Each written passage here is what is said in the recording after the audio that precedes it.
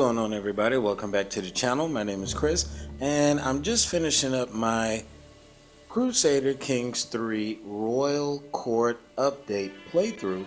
Now, this isn't a Iron Man playthrough. This was just a regular playthrough. But with this particular playthrough, I was able to conquer the entire continent of Africa. And so I just wanted to show off my throne room and show off, talk a little bit about the history of the Dogani family and kind of how we got to this point.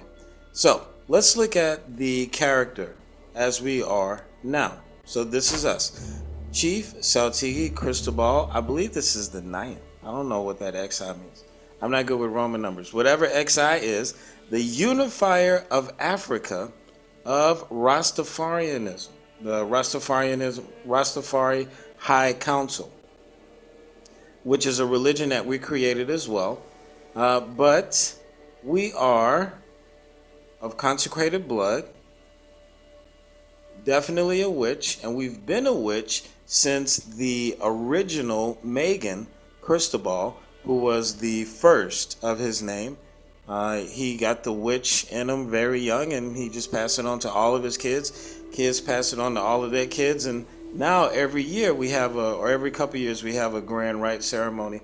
Usually at that ceremony is where the next heir is born, or not born, but where the next heir is conceived, because usually you have the chief Saltigi and his wife, who is also a witch. They'll do a grand ceremony. Usually once they do a ceremony, they do the sacred ceremony at the grand rite, not too long after, the son is red of hair, green of eyes. Kissed by fire, as they like to say. So besides that, he's also a hashish. He's not only beautiful, but he's intelligent. And we've already gotten the good blood, the strong blood, because his grandfather was not only beautiful, but a genius, and I believe he was Herculean with strength as well. So that is the story of the current chief. Now he has, all of his fathers were also red of hair, green of eyes. So there's his father and his father, and so on and so on. And just to show you that we've gone through some changes over the time. This was the blood father who consecrated our blood. The blood father, this was his father, the Impaler, one of the more sinister chieftains. Chief Saltigi Cristobal V was definitely one of the best soldiers. Not only was he a soldier, but he was a poet, and he loved his wife dearly, Halima.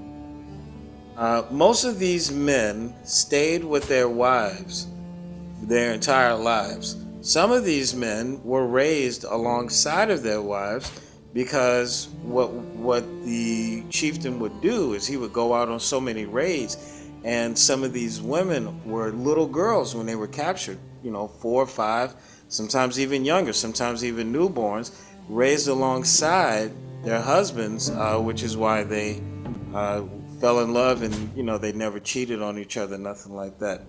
Some of the fathers were not able to become grand chieftains, like poor Prince Amun, who died before his time. But his mother was the originator of the Rastafari High Council and the new religion, which is Rastafarianism. She was a beautiful woman with beautiful, gorgeous red hair, beautiful green eyes, and she married a Norseman, and all of her sons died before they could become chieftains. So what ended up happening was Amun's son, who was Cristobal II, ended up taking power, red of hair, green of eyes. So her father was the anointed one, and he was the one who originally gathered the tribes to create the kingdom, who created the Dogani Empire. They were still kingdom at that time. They hadn't yet reached, or maybe they had reached empire status. I don't think so, though. I think his father Okay, yeah. Okay, so yeah, the anointed one was the one who became the emperor of Canarias. Now, his father had only reached king status, but his father was one of the greatest, second greatest warrior. Again, another poet, very athletic, but a religious man, very devout, who loved his wife as well. Now, the originator of the Dogani dynasty was Cristobal the First, and his wife was Anja, who was Adja, who was his love, his main love. So you will see that come back as well when we talk about the artifacts, because he dedicated a book to her, and we still have that book to this day. Let's see. Let's see. So, daughter, would you care for a moonlit walk? Let's go hang out. Let's talk. Let me see how everybody's doing now that we have become the emperor of all of Africa. Ma. No, no, no, no, no, no, no, no, no, no, no. I wasn't. No, no. Wait a minute now. Oh, wow. We'll take her. Can we?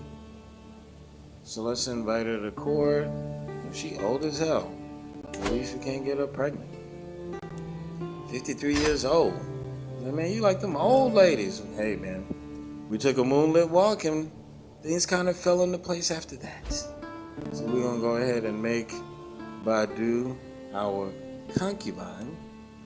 That's one thing I like about the Rastafari religion, is that you don't have to marry them. You could just, they could be what they are. You know what I'm saying? Just dots, like groupies. Like, come around when I need you. I'm your man and you my lady. And that's it. We got a good little arrangement going on. We got our wife, who is our soulmate. We got Mala, who is another lover of ours. We just got this one. Somebody gave us her, Blanca, and then we just came up on Badu. So cool. Now, let's get to the point of this, which is, let's take a look at our throne room. So these are all of the artifacts. These are all of the things that I have been able to accrue or gather over the time of playing this game. Not only that, but I would also like to show off my court and the diverse group of people that we have in our kingdom. One thing that I focused on as far as building up my culture was that we are very open to all cultures, all religions. Obviously, Rastafarianism is the most important religion, and it's the one that if you want to be a leader that you must follow. But if you have commanders and your commanders don't follow your faith, it's not a big deal in the kingdom of Canarias. So usually we have female bodyguards, and we also have some female commanders that are our shield maidens, which are daughters that have learned their craft from their mothers, and we have 4 generations of Dogani women that will fuck you up if you ever step to them disrespectfully. Some of these women have really, really important or cool artifacts that they've accrued over time. I believe that this is just the executioner lady, so I don't think that's one of my daughters or one of the shield maidens. But just talk shit or run up on me and watch. They'll come real quick.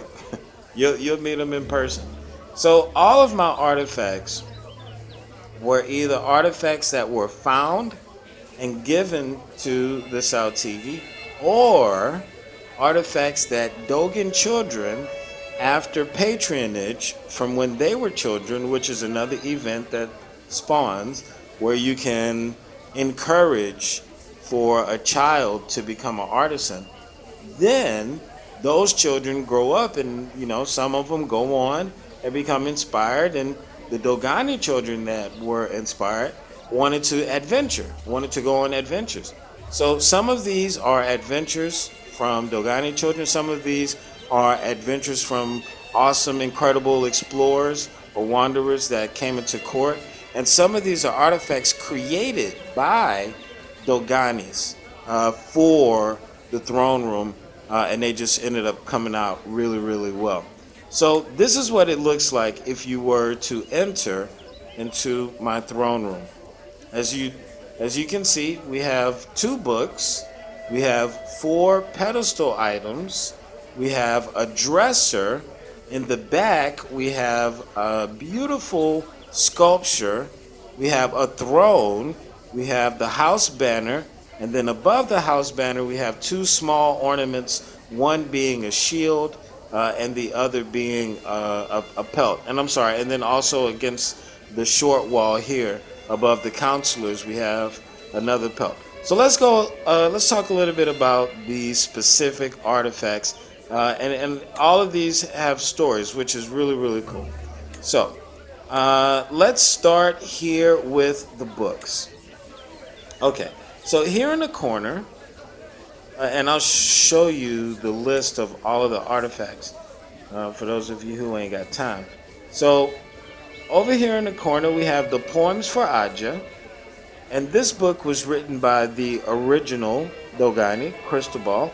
And again, his love for Adja expressed through poems because he really loved her. They ended up having 7 children together. And he never took another woman. In that time, he could have had up to 4 wives, but he never took another wife. This was a book recently that we were able to find. One of my wanderers, or I believe it was a Dogani, and we could check it, but somebody went out, and I believe they were in Burma looking for treasure, and they found this particular book. So those are the 2 books that I have on display. At the top of the wall here, I have the hide of the fabled fox of Canarias. Now, this particular hide was hunted in Canarias, but it wasn't hunted by me. No, we stole it during a raid. Because it was a hide of the fabled fox of Canarias, I only felt that it was right that I keep it, and it's been with us since the early days. Now, let's get into the pieces that we have here on the floor. The first piece is this piece, and it's called the Menorah of Jerusalem. It's an illustrious pedestal item. I don't fulfill the requirements because I'm not Christian, so the only thing it does is give us a 3+ court grandeur bonus. But it's an elegant reliquary containing a holy relic, the probably original menorah of the Temple of Jerusalem. Okay, then back here we have the Dogani jewelry casket, another illustrious pedestal item. Gives us 0.8 piety, 0.14 renown, and a +4 on our court grandeur bonus. It says a jewelry casket of masterful craftsmanship. It is made of opulently worked silver. The body of the box and the lid are inlaid with gold decorations, perfect to keep jewels and religious trinkets safe. A tiny but elegant inscription runs on its side, dedicating it to my beloved Thierry. And Thierry was the... Who was Thierry? Thierry was the wife... okay, here we go. Alright, so the Dogani Casket. Okay. So who was Thierry? Thierry was the wife of... Yeah, she was the wife of Cristobal the... What is that, the 6th? I'm not good with my Roman numbers. But that was his wife, who he loved very much. Now, besides those 2 pieces... Recently we acquired a new piece, but I haven't decided if I'm going to replace the other 2 pieces that I have, or if I'm going, because I would have to replace one of these pieces, but all 4 of these pieces are really, really important to me. If anything, I could replace this piece, which is the Curtana. It's one of our oldest pieces. It was brought to us by one of the first adventurers to come to serve under the Anointed after we gathered the tribes under the Empire of Canarias. So this piece is called the Curtana. It gives us a 0.50 prestige, plus 5 monthly renown, night effectiveness plus 10%, court grandeur bonus plus 3%, and a plus 50% on your seduce scheme power. So this is claimed to be Curtana, the Sword of Mercy. The legendary sword was once wielded by Tristan against Morholt. This would also be why the tip of the sword is missing, a piece lost to the thick skull of the Irish giant. So that's what that looks like. So I don't know if it was intentionally made to look like that, and I don't know if other swords also look like that, but this was the only sword that I've ever found. So maybe we could replace this piece with the Ascalon just to see what it looks like. Let's see. Yeah, let's go ahead and do that. Put that in there. If it looks like an African spear, I'm gonna be mad. Let's see. Okay. All right. So, I mean, you can't even see the tip; it's so tall. But so the Ascalon spear was just recently found by our this last, who's also a Dogani, who also on this last trip. So that was only a couple years ago. So martial per level of devotion plus 1. Wow. Piety 0.5. Renown 0.5. Same faith opinion plus 4. Faith hostility advantage plus 4. And then a plus 3 in the court grandeur bonus. This broken old spear is said to be a piece of the spear with which St. George killed the dragon of Baruch. Interesting. So that is called Ascalon, and it's a pedestal item. Now the other piece, which in my opinion is the most important piece, because there's a really interesting story behind it. So this is my second favorite piece besides the throne and the painting, but this is the Holy Rock of Canarias. So the story goes that Chief Cristobal had 5 kids, and all 5 of those kids were black of hair, black of eyes. Even though it was written that the heir to the throne should always be kissed by fire, meaning that should always have red of hair. He didn't know what to do. During that time, he was going on a lot of raids, so what he ended up doing was he went on a raid throughout northern Spain. While he was in Cordoba, there was a sighting in the sky, a comet. Immediately following the comet sighting, he gathered, he took a hostage captive. And that hostage was the daughter of the Umayyad Malik at the time, or whatever they called themselves. He was a king, or whatever their title was. He brought her back to Canarias.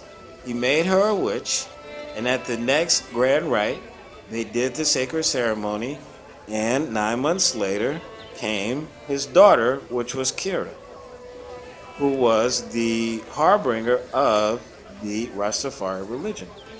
And so, because of that story, because of what happened with Chief Saltigi Cristobal, and the fact that all of these kids were black of hair, and it was only, and then his son, Prince Amun, was the one that was red of hair and green of eyes. Chief Saltigi Cristobal went on to have the 4th, who went on to have the 5th, and then the 6th was the Impaler, and then on from there. So, it was the comet that guided him, that told him that, things were going to work out and that he would have a child, red of hair, green of eyes. And that is why the Holy Rock of Canarias is so special. It represents the prophecy that the line would, in fact, continue. Now, back here in the corner, we have another artifact that was created by a Dogani. This is the Dogani Chest. It gives us 0.7 piety, 0.16 renown, and a +4 on our court grandeur bonus. So it says, a chest of masterful craftsmanship. It is constructed from oak planks. The wood has been varnished to give it a rich, dark shine. A tiny but elegant inscription runs on its side, dedicating it to my beloved Utanya. Over here we have the sculpture, and it's the Dogani Statue, the third oldest, not the oldest. The oldest is actually the house banner and the shield. And then also the throne. The throne is very, very old. I think the throne has been with us since the second or third Cristobal. But this particular statue, I believe, is with us from the second, either the second or the third Cristobal as well. So it's 0.15 prestige, short reign duration, which is extremely important. -12, so it lowers the amount of time that you have that. And when you're just getting started, that's a big thing as far as when you're trying to keep the kingdom together to create the empire and then build the empire, even when you have more than 5 vassals. So, and then the court grandeur bonus is a +2. An opulent statue of an animal, painted and excellently carved. The mythical qualities of the creature is interpreted as an allegory for Kaya Maga and his unparalleled skill in battle. The oak of the sculpture is excellently worked. Like I said, that guy, the warrior poet, was one of the greatest chieftains because he was the one who really extended our influence into Eastern Africa. Now we come to probably the most expensive piece, which is the throne. I can't remember what the original name of it was, but I call it the Seat of Canarias. It gives diplomacy per level of flame +1, learning per level of flame +1, monthly renown +5%, development growth 0.5%, and a +6 to your court grandeur bonus. This lavish throne has aimed to recreate the royal seat of Jamshid. It is said that artisans from all over the world came together to assemble gold, silver, and hundreds of precious stones into the throne that now stand before you.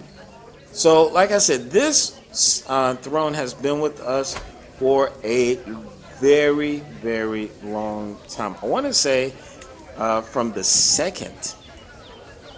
Let's see. So right now it's 1382, and oh wow, yeah.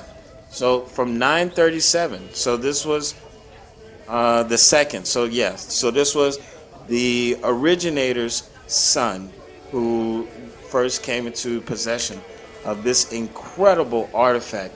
And we've been sitting on that chair ever since. So that chair has the farts of so many fucking Dogani men and one lady.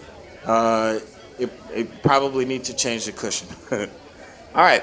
So now we get to the pieces on the walls. This piece is called the Grove of the Secret Rituals. And it doesn't look like much to the average eye, but what it is it's a map, a secret map, if you understand the symbols, of how to get to the glade, which is located within the castle. But it's hidden. It's a secret garden located within the castle but it's only accessible to those that are in the Dogani family. And if that knowledge was ever to be lost because of the shadow book that was created by the only queen, Kara, it goes with this particular painting. So if the information was ever lost to time or whatever, as long as you have the shadow book, you would be able to find your way to the grove, so that way we can, continue to do the secret rituals. So it says, a large silk tapestry of masterful craftsmanship. A beautiful garden is depicted on the cloth. The grass is green, flowers grow colorful and luxuriant, and trees laden with fruits seem to reach the sky. So that is the Grove of the Secret Rituals. This is the Dogani war colors. And the reason that it's white is because it is unblemished, unsullied, undirty. We have never lost our colors in battle, and our capital has never been claimed, raided, or otherwise touched in any shape, way, or form.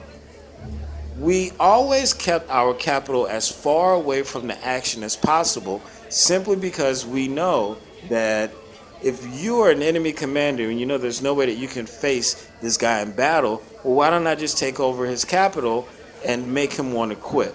So that never happened to us. So for that, we have the white colors to signify that our capital has remained clean throughout this entire run.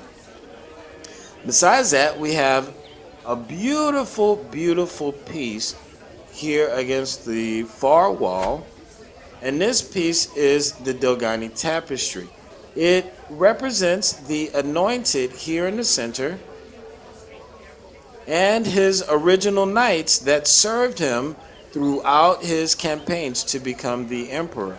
In my opinion, it's one of the most beautiful pieces in all of the artifacts because of what it represents and what it signifies. So this is the Dogani Tapestry. It says, a large velvet tapestry of masterful craftsmanship. The cloth depicts serene scenes of everyday life in the fields throughout the year. Some folks sow a field, others plow, and others reap the harvest. Beautiful, beautiful, beautiful piece. And then besides that, we got these two small ornaments up here in the top, which is the shield. This was the first artifact ever created. This is Omanhene Cristobal's shield. And he dedicated it to Tahira, which is the woman that I was talking about who was captured, who is the daughter of the Umayyad Malik. And so when he found her, they fell in love, they got married, but because he was the anointed, he shunned all women. So he ended up divorcing her, which drove her crazy, and unfortunately she died. She didn't have a happy life in the end. But when they came together to make this daughter, it was the anointed's opportunity to pass on the line. So Princess Tahira holds a very, very special place in the Dogani dynasty. Not only did she go on to have 4 additional children, all red of hair, green of eyes, but she gave him this beautiful, beautiful girl who was able to continue his legacy. The anointed, like I said, he had, previous to her, he had 4 children, and all of his children were beautiful, intelligent children, but they were all black of hair and black of eyes. But Kira was the first who was able to continue the tradition. And then the only other piece that we have is this small fur that was found in an adventure, which is the hide of the notorious Boar of Chunar.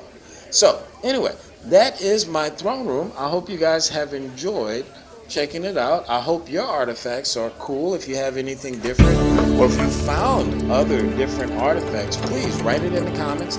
Let me know what you found and what you were able to see and those type of things. But yeah, until the next video, hope everyone has a good day.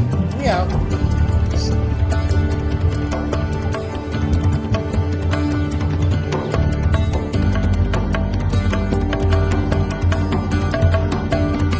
Κι εγώ τους βλέπω προσπέρνουν